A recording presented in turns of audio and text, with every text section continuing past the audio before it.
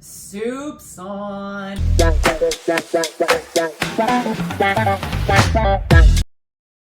Okay, we have our second soup, which is going to be a take on minestrone, which is really super rich, warm, comforting, and incredibly filling. So let's get started.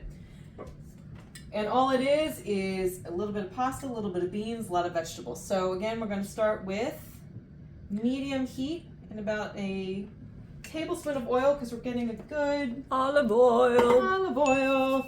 Getting good, maybe 4 servings out of this, or 1 if you're really hungry.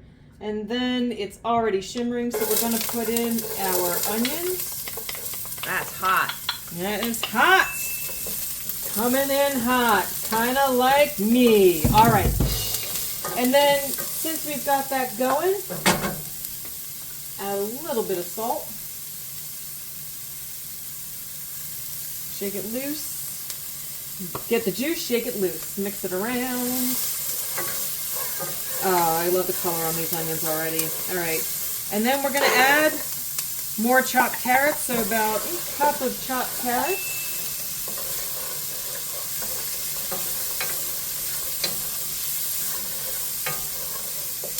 And again, we're going to do mushrooms. And this is legit what I look like in my kitchen every single day. I cook everything all the time. So mix those together. So now the onions are starting to sweat a little bit because they know that they're lying. Yeah, see what I did there? Haha. All right, mix this around just a little bit. And to that, we're going to add the rest of our frozen spinach. So spinach is such a good filler, and especially for this soup, it adds to the nice filling texture because we are going to have a lot of fiber from the beans. We're going to have a lot of fiber from the pasta. Yeah. So vegetables full of fiber and water, so they are very filling, full of phytonutrients, vitamins, mineral, you name it. You name it. Your veggies have got it. All and right. then a lot of people ask me the vegan cooking. Go ahead. Yeah, go ahead. Is how am I going to get my protein? Right. The protein is going to come from the beans, like in our previous episode with the chili. You get it from the quinoa and the beans. Here we're going to get it from beans. And you add up a lot of vegetables together, and it does contribute to protein too. Some veggies have more protein than others.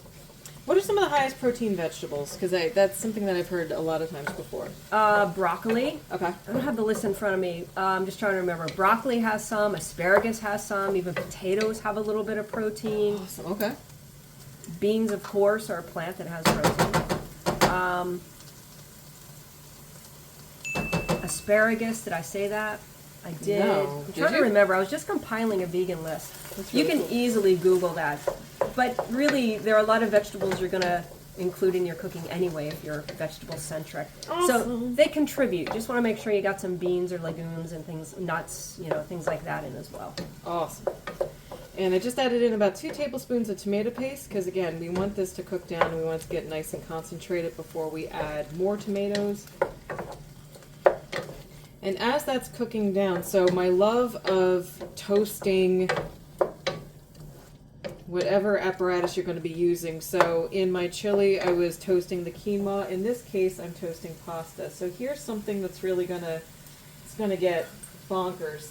So I tend to go more gluten-free. I'm not always a big fan of brown rice pasta, so I actually found a really great brand of cassava pasta that, for me, works really, really well. It's awesome. Again, filling, good fiber, not the regular type stuff. I really can't deal with the regular type stuff anymore, so I kind of have to go outside my comfort zone of pasta, but I love pasta, so how do I stay comforted while still being able to remain pretty gluten-free? So this is cassava pasta. You can use any type of pasta that you want. You can use corkscrew, you can use lentil pasta, you can use chickpea pasta, you can use regular pasta, whatever's good for you.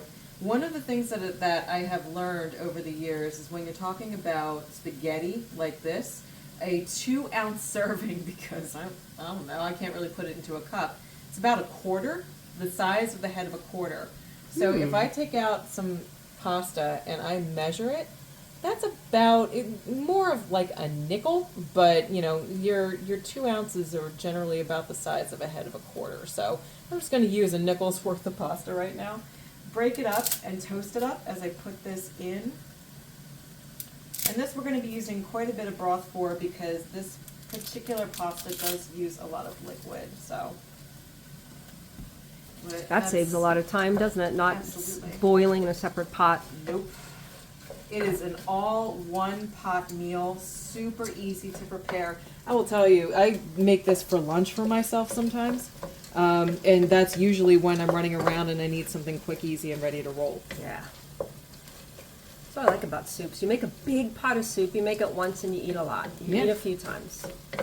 And even again, yeah, I mean, all of these soups are really, really easily freezable. Now, with this particular one, if you wanted to freeze this, you would just make the recipe without the pasta in it, cook the pasta separately. But if you're just making this for a quick meal, you're good to go. And again, this only takes 15 minutes to cook. So to this, what I'm going to do is I'm going to add again, 14-ounce can of diced tomatoes with their juice. And this is just regular, good old-fashioned diced tomatoes. I blended mine just a little bit, but you can use crushed tomatoes. You can also use canned tomato sauce, or actually, if you happen to have tomato sauce in your fridge, you can use that a little bit, because we're going to add a little bit of broth to this. Yeah, whenever I have like a recipe where I only have a large can of tomatoes, I just measure out what I need. I put the rest in a little container right on how much it is, like half a cup tomatoes, Yep. crushed tomatoes, whatever. Throw it in the freezer.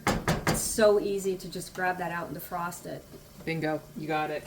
No waste. No waste. I do that with coconut milk too. You can do it with any number of Love that with coconut milk. canned things. Yes. Use what you need, put the rest in the freezer. Done. Ready to roll, ready to go.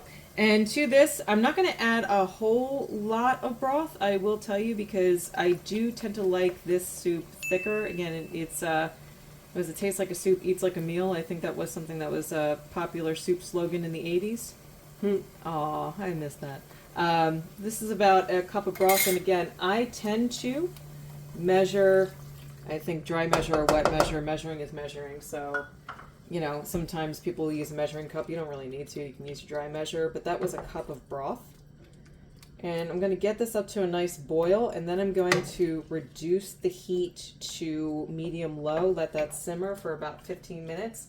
At that point, the pasta will be done. I'm going to add a 15-ounce can of cannellini beans, white beans, to it. You can use any bean that's available to you. So it doesn't have to necessarily be white beans, but it makes it more minestrone-like if you do add the white beans. So I'm going to let this come to a boil, reduce it to medium-low, simmer it for 15 minutes, and I'll see you right back.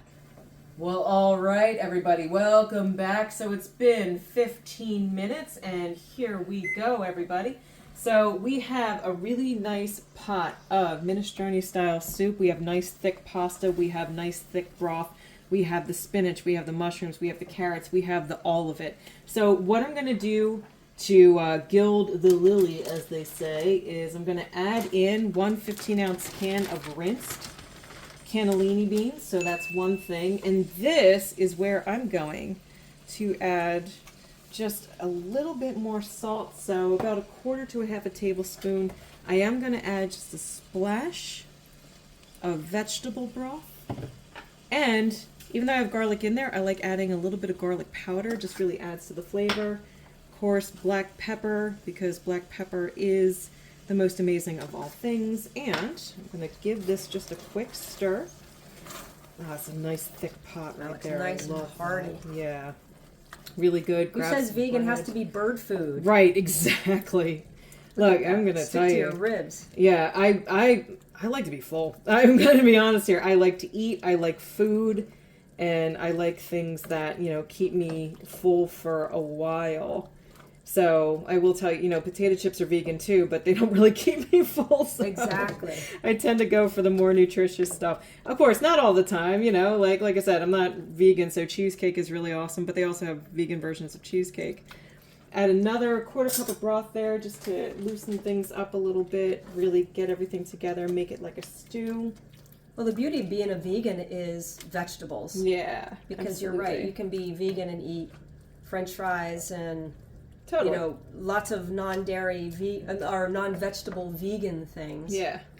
But this is it right here. I mean, sugar is vegan. Sugar is vegan. And this, again, things that you happen to have in your fridge. I just happen to have basil. I don't always have basil in my fridge. So if I didn't have basil, I'd be adding dried oregano. But since I have it, I'm just going to add a little bit of basil to my minestrone-style soup. So rip it up and put it in there. Warm, comforting bowl. And I love fresh basil. It is just, it smells like happiness. So add that in, mix that in, and then I'm going to get ultra fancy just for all of you out there. Watch out, everybody.